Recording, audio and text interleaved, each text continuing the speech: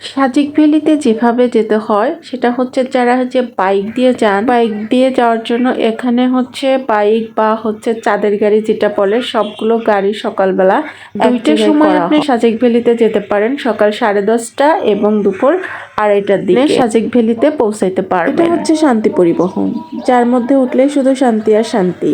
শান্তি পরিবহনে আপনি ঢাকা থেকে খাগড়াছড়ি পর্যন্ত যেতে পারবেন। দীঘিনালা ট্যুরিস্ট ক্যাম্প, এইখান থেকে হচ্ছে চাঁদের গাড়ি পাওয়া যায় দীঘিনালা থেকে।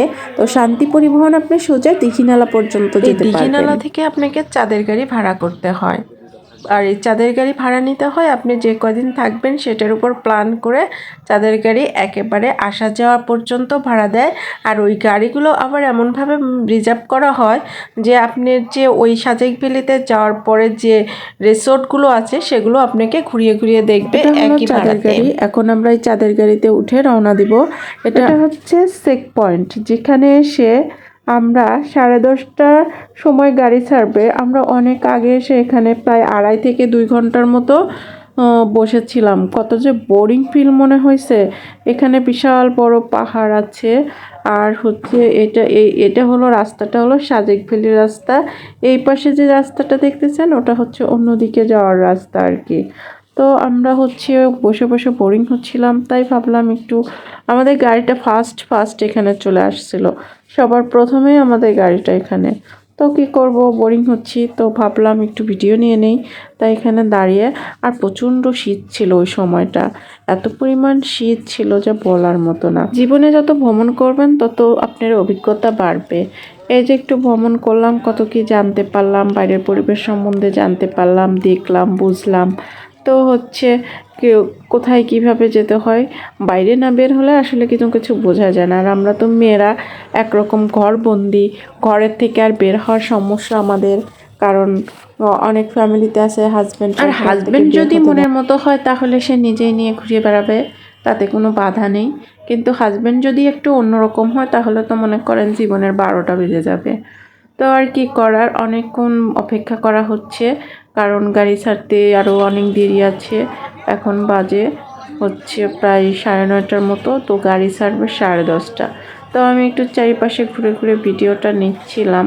আর এদিকে আবার মেয়েদের যাওয়া নিষেধ, শুধুমাত্র ছেলেরা যেতে পারে, কারণ ওটা স্মোকিং এলাকা। তো সবাই হচ্ছে ওখানে স্মোকিং করতেছে। তো আমরা হচ্ছে আলটিমেটলি এখানে বাইকগুলো দেখেন কি পরিমাণ বাইক আসছে, আর এই আঁকাবাঁকা পথে না গেলে আপনারা বুঝতেই পারবেন না যে আসলে কি ধরনের আঁকাবাঁকা পথ এটা, আর কি মনোরম দৃশ্য। আমার তো বারবারই মনে যাচ্ছে আবার আমি সাজেকে চলে যাই। তো সাজেকে যাওয়ার জন্য আসলে একটু ব্যয়বহুল, মেইন যে সিনারিটা এটা হচ্ছে এখানে যখন গাড়িটা ছাড়ছে তারপরে আবার কিছুক্ষণ পরে পরে আসছে ওই দিক থেকে কিছু গাড়ি আসে, সাজেক থেকে ছেড়ে আসা যে গাড়িগুলো ওই দিক থেকে আসে, আর আমাদের ছেড়ে যাওয়া গাড়িগুলো সাজেকে ঢুকবে। এই পয়েন্টে এসে একটু রেস্ট করতে হয়। আর হচ্ছে এখানকার লোকজন যে এইভাবে জীবিকা নির্বাহ করে, দেখেন যে কুসুল, আনারস, মানে হচ্ছে প্রাকৃতিক ফলমূলগুলো তারা এইভাবে কেটে কেটে বিক্রি করে, কলা, মানে বিভিন্ন ধরনের প্রাকৃতিক যে ফলগুলো খুব ভাল লাগে খেতে। এই যে আমি হচ্ছে মানে আখ খেয়েছিলাম।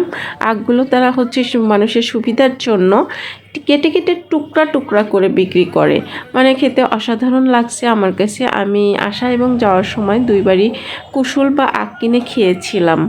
তো আমাদের আঞ্চলিক ভাষায় এটাকে কুসুল বলে, তো অনেকে আখ বলে চিনেন, আখ বললে সবাই চিনে আর কি।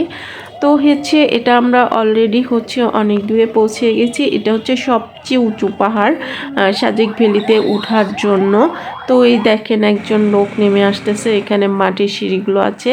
তো এখানে ওঠার জন্য প্রচণ্ড হচ্ছে রিস্ক আছে, এই জন্য সবগুলো মানে গাড়িগুলো যখন চাঁদের গাড়ি বলেন আর বাইক বলেন সবগুলো এক জায়গায় চলে আসে, আসার পরে তখন হচ্ছে এই গাড়িগুলো আবার হচ্ছে